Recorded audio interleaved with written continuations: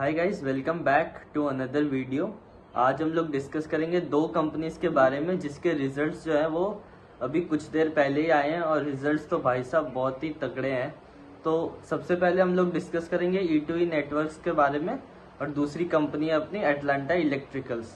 तो अगर हम लोग पहले E2E नेटवर्क्स की बात करें तो ये जो कंपनी है ये GPU as a service provider company है। मतलब कि इसके बिजनेस मॉडल को एक एग्जांपल से समझते हैं। सपोज आपको जो है अपने लैपटॉप में बहुत ही हाई एंड AI मॉडल्स को ट्रेन करना है, लेकिन आपके लैपटॉप में जो है इतने शानदार GPU प्रोसेसर्स नहीं है, तो आप जो है ये काम नहीं कर पाओगे। तो इस वजह से E2E नेटवर्क्स ने जो है इस प्रॉब्लम का सल्यूशन निकाला है। तो इन्होंने क्या करा है कि बहुत सारे GPU प्रोसेसर्स और AI चिप्स को खरीद के एक जगह पर स्टोर कर दिया है। अब आप लोग क्या कर सकते हो, E2E नेटवर्क्स की वेबसाइट में जाके उनको पेमेंट करके उनके जो GPU जो कि इन्होंने एक जगह स्टोर करके रखे हैं उन्हें एक्सेस कर सकते हो। तो उससे क्या होगा कि आपको आपके लैपटॉप में कोई भी एडिशनल GPU इंस्टॉल करने की जरूरत नहीं पड़े और ना ही आपको नया लैपटॉप लेना पड़ा, और उसकी जगह जो भी GPUs E2E ने खरीद के एक जगह स्टोर कर रखे हैं, आप अपने घर पर बैठ के उन GPUs को यूज कर सकते हो अपने काम के लिए। तो ये इनका एक सिंपल सा बिजनेस मॉडल है, GPU as a service model. अब इसके परफॉर्मेंस की बात करें तो इस क्वार्टर भाई साहब इन्होंने अपने रेवेन्यू को 4 गुना से भी ज्यादा कर दिया है। तो रेवेन्यू ग्रोथ लगभग 330% के आसपास आई है। तो इनके एबिटा मार्जिन्स भी बहुत ही अच्छे रेट से एक्सपेंड कर रहे हैं। तो Q1 FY26 में इनके मार्जिन्स थे लगभग 30%, Q4 FY26 में वही मार्जिन्स लगभग 60% थे, और Q1 FY27 में वो नंबर पहुंच चुका है आपका 75%। तो बहुत ही एक उस समय देखने को मिला है मार्जिन्स में।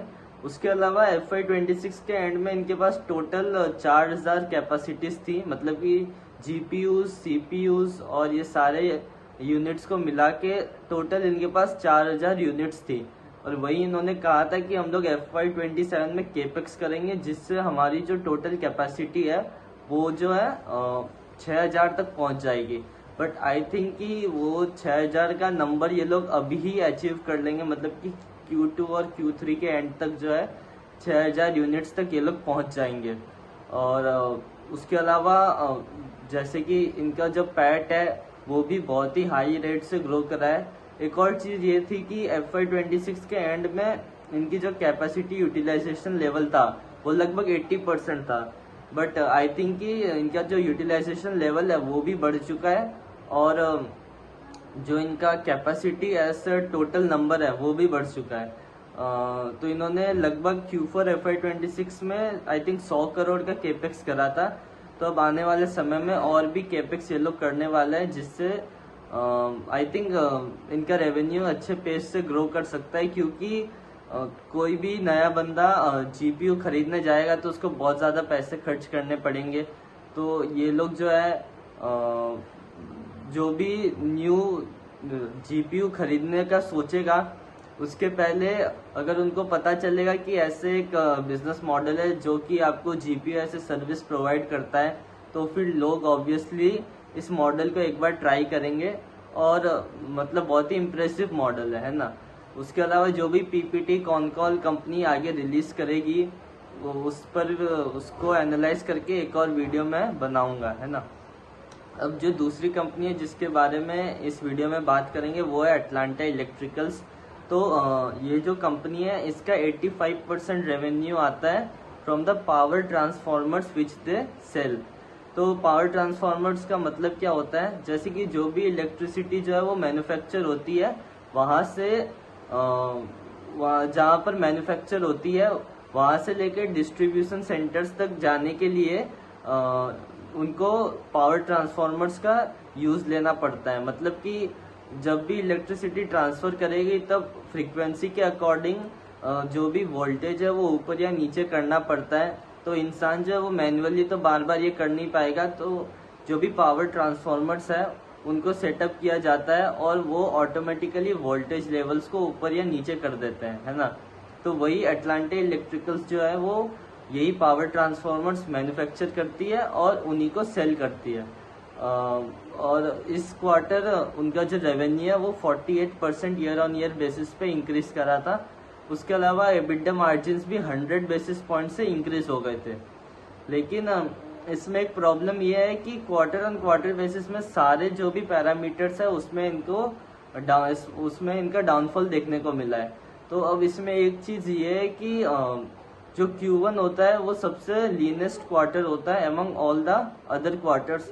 तो क्वार्टर ऑन क्वार्टर कंपैरिजन यहाँ पर ज्यादा सेंस बनाता नहीं है, हमें year on year he compare करना चाहिए। तो ये ईयर ऑन ईयर बेसिस पे इनका जो ग्रोथ है वो बहुत शानदार है। उन्होंने गाइड करा था कि हम लोग FY27 और FY28 दोनों सालों में हम लोग 40% केगार से ग्रो करेंगे अपने रेवेन्यू को।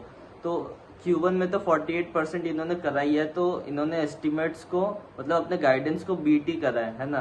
तो ये सीन है। उसके अलावा एक और चीज ये है कि इनके जो भी मैन्युफैक्चरिंग फैसिलिटीज इन्होंने FY26 में सेटअप करी थी, उनमें क्या हुआ कि 2 प्लांट्स जो है वो उस टाइम पर ऑपरेशनल नहीं हो पाई क्योंकि उनका कोई मिनरल ऑयल का प्रॉब्लम आ गया था या ऐसा कुछ प्रॉब्लम था, उस वजह से वो ऑपरेट नहीं हो पाए। तो वो भी एक चीज हमें देखनी है कि इस क्वार्टर से क्या वो 2 प्लांट्स ऑपरेशनल हो गए हैं या अभी भी उसको ऑपरेट करने में टाइम लगेगा। तो उस हिसाब से हम लोग फ्यूचर क्वार्टर्स का प्रेडिक्शन करेंगे। तो अगर ऑपरेशनल हो गए हैं मतलब कि वो भी जो ट्रांसफॉर्मर्स मैन्युफैक्चर करेंगे उसको आगे सेल करके और रेवेन्यू ग्रोथ आने के चांसेस है। लेकिन अगर वो प्लांट्स जो है वो ऑपरेशनल ही नहीं हुए तो उनकी जो ग्रोथ लिमिट है उस पर उनकी जो ग्रोथ नंबर है उस पर एक लिमिट आ जाएगा। तो ये चीज़ है। तो इस वीडियो को यहीं तक रखते हैं। दोनों कंपनीज के बारे में हमने डिस्कस करा, बहुत ही बढ़िया नंबर्स आए हैं। मिलते हैं नेक्स्ट वीडियो में।